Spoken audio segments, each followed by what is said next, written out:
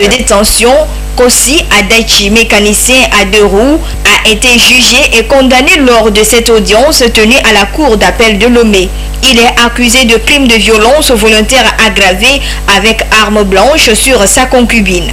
Les faits se sont déroulés à Akparé dans la préfecture de Logou le 12 mars 2016. La nommée Akoda Abla, veuve de 6 enfants, vivait en concubinage avec le nommé Adjati Kossi à Akparé dans la préfecture de Logou. Ce dernier l'a soupçonné plusieurs fois d'adultère avec un boutiquier du village.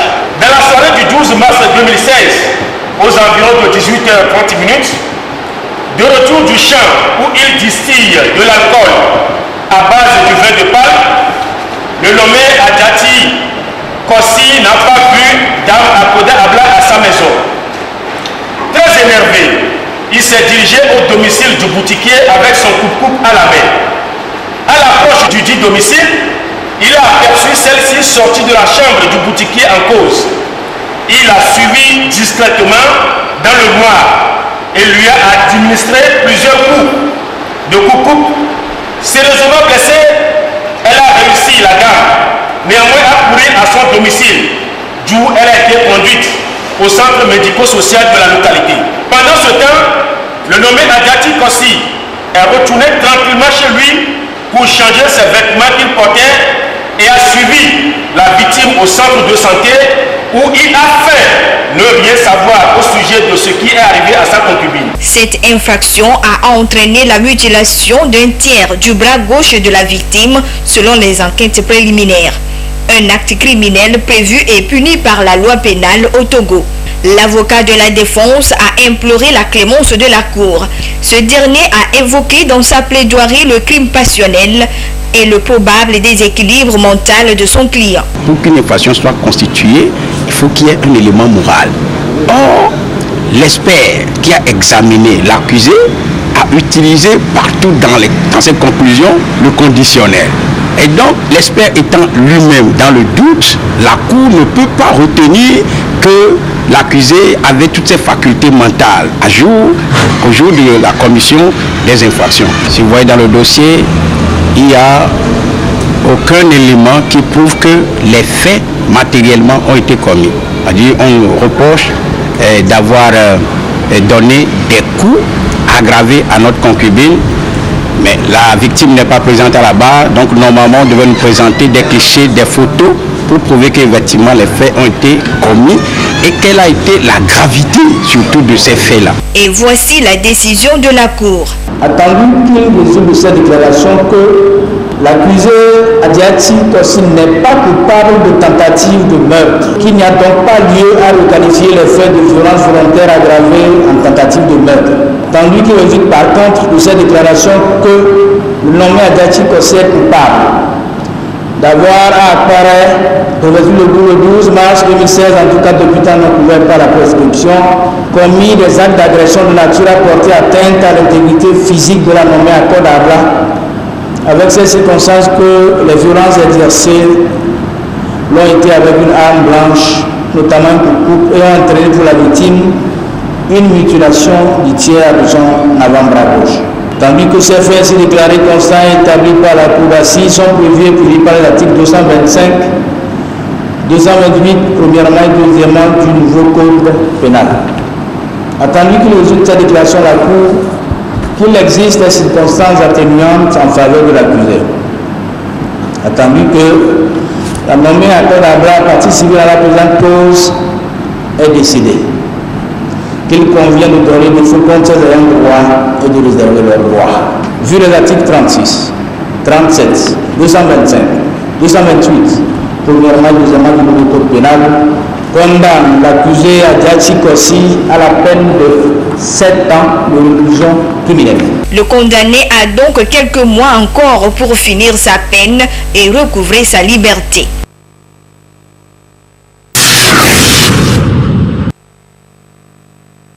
Des braquages, des vols à main armée, des cambriolages, des actes criminels qui se sont multipliés ces dernières années dans la capitale Lomé et dans les autres villes du Togo. On peut citer en exemple le braquage d'un convoi de transport de fonds le lundi 24 octobre 2022 à Amoutiévé qui a coûté la vie à 2 personnes et entraîné 12 blessés. Ces actes criminels constituent une menace à la paix sociale et à la tranquillité.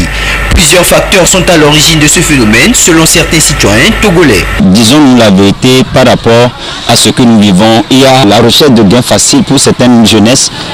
Ne vouloir pas faire quelque chose pour manger, pour subvenir à son besoin journalier quotidien.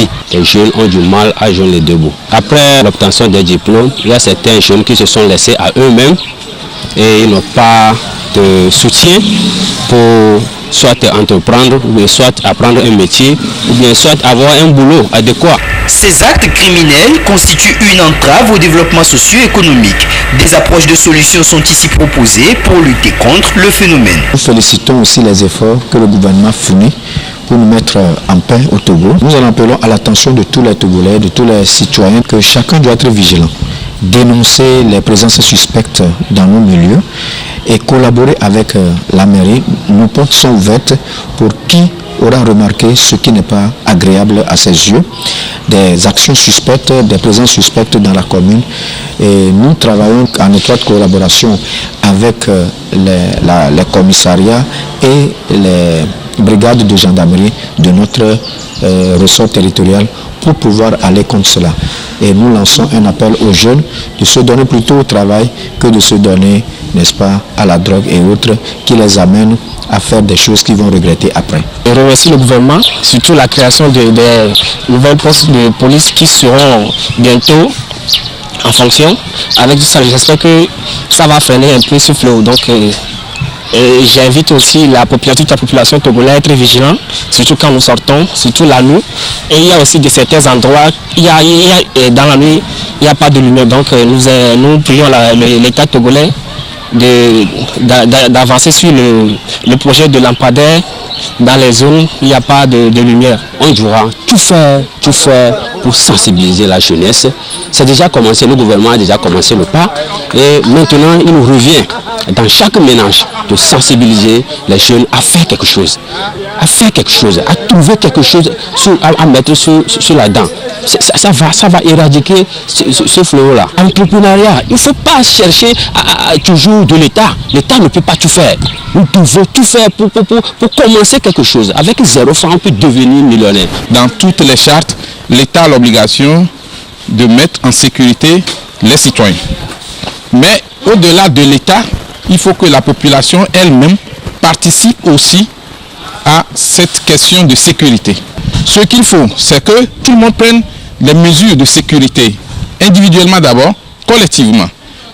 Si vous savez que vous allez faire une opération bancaire qui va vous faire sortir 10 millions, 20 millions, très simple, vous allez dans n'importe quel commissariat de police, vous faites une demande, on vous donne des agents de sécurité qui vont vous escorter. Il faudrait que la population aide le gouvernement, les autorités à déjouer ces plans-là pour qu'on soit à l'abri.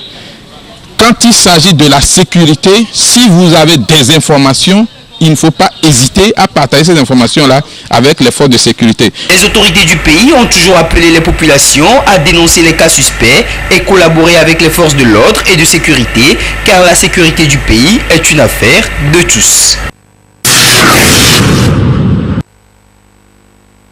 C'est une discipline de la santé qui vise la promotion de la bonne santé et du bien-être chez l'individu ou bien dans une communauté en passant par les activités, avec l'objectif d'amener la bonne santé et le bien-être. Voilà qui définit l'ergothérapie, une autre spécialité dans le domaine de la santé qui aide des personnes à s'épanouir à travers des activités quotidiennes.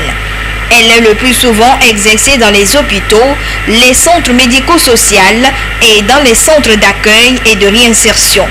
Si elle est en vogue dans d'autres pays, l'ergothérapie est de nos jours quasi inexistante au Togo et est méconnue du grand public, mais pourtant indispensable pour une bonne santé mentale. La définition que l'OMS donne de la santé mentale inclut fortement l'activité. Je suis en bonne santé mentale quand je peux utiliser toute ma potentialité. On ne peut ne pas faire santé mentale sans penser à l'ergothérapie. Il y a l'âge, il y a la fatigue, il y a l'usure du travail. voilà, qui nous impose qu'alors il faut y penser. Et ça, on peut faire recours à l'ergothérapeute pour nous aider. L'ergothérapie est pratiquée par des ergothérapeutes, dont des spécialistes, des diplômés en la matière. Toute personne a besoin de cette thérapie pour son équilibre mental. Pour ceux qui souffrent de troubles mentaux, par exemple, l'ergothérapie intervient à la 3e phase de leur prise en charge. Nous avons cette habitude de dire que pour avoir un bon traitement, il faut une prise en charge holistique. Holistique, ça veut dire qu'il prend tous les aspects. Le premier aspect, c'est stabiliser la personne. Le deuxième aspect, c'est de lui faire une réhabilitation psychosociale. Et le 3e, c'est la réadaptation, justement. Ce 3e aspect me dit quoi? Il faut amener la personne maintenant à exercer un métier pour se retrouver. J'ai été malade, je ne travaille plus, je dépends des autres. Mais quand je commence pas à aller mieux, les autres doivent m'aider à trouver du travail. Et ce travail, justement, ça dépend de personne et capacité. Il faut tenir compte de la capacité de la personne. C'est pour la valorisation et la promotion de cette discipline de la santé que la Journée internationale de l'ergothérapie est célébrée chaque 27 octobre à l'échelle mondiale. Ça peut nous interpeller. Quand on ne nous appelle pas, c'est ceux qui sont seulement dans le domaine qui se sentent concernés. Alors que ce n'est pas seulement eux, c'est tout le monde. Donc quand on me dit, je souhaitais avoir une journée spécifiquement, c'est s'arrêter et penser à la question et se demander si dans mon pays cela va ou pas. Et si ça ne va pas, où est-ce qu'il faut améliorer? C'est une spécialité. Les gens peuvent se dire, je peux aussi le faire, donc j'improvise. Non, c'est une spécialité. Et on invite déjà ceux qui sont en train de faire des études à dire, voilà une spécialité, vous pouvez aussi vous orienter vers ça. Et on appelle aussi l'attention de la population pour dire, en fait, c'est une spécialité. Et quand j'ai besoin, je sais qu'il y a quelqu'un comme ça dans la société qui peut s'occuper de moi. L'ergothérapie joue un rôle primordial dans le maintien des occupations de vie des personnes et favorise leur bien-être sanitaire et social. Il importe donc d'accorder une valeur à cette discipline dans le pays.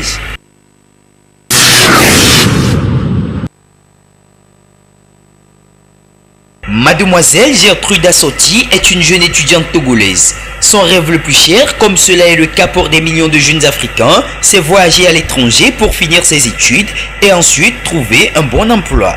Pour ce, elle vient dans cette agence tenter sa chance à travers l'un des créneaux qui s'offre à elle afin de pouvoir réaliser son rêve, la loterie Visa américaine. Un jeu mis en place par le département fédéral d'immigration américain et qui chaque année permet à une centaine de Togolais de voyager en toute légalité vers les États-Unis. La loterie Visa, c'est une bonne chose. J'ai déjà eu à jouer. On espère toujours que la chance nous sourit. Une fois sur le sol américain, tout ce que je trouve, je peux faire, c'est juste l'argent qu'on cherche ou bien subvenir à nos besoins et à celles de nos familles. Cependant, pour être éligible à la loterie Visa, certaines conditions sont à remplir par les candidats. Cette année, il y a plus d'engouement par rapport aux années antérieures. Il est bien vrai que le passeport a été bel et bien annulé.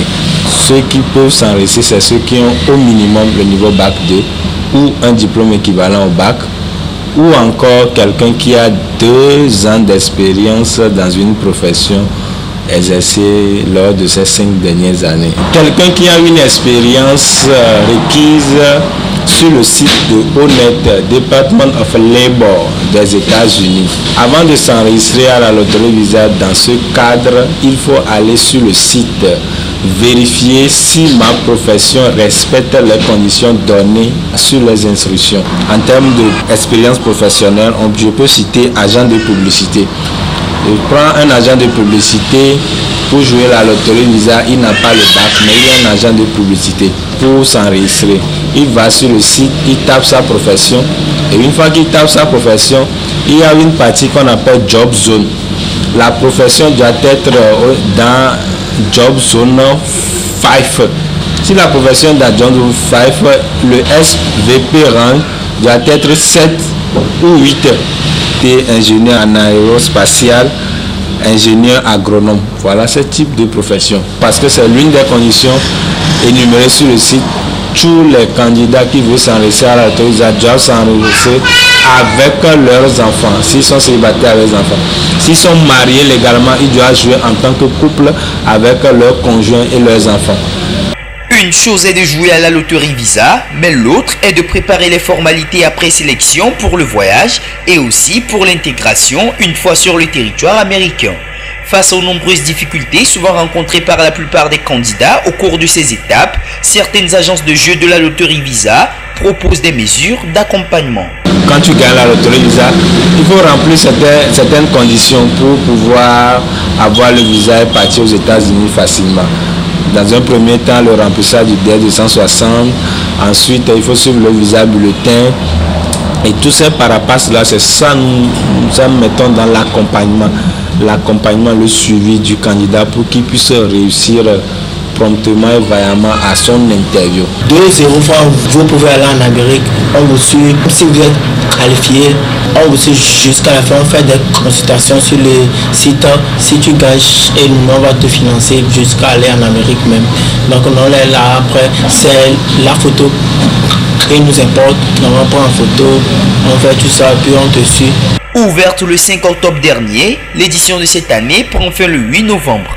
Les résultats sont prévus 6 mois après.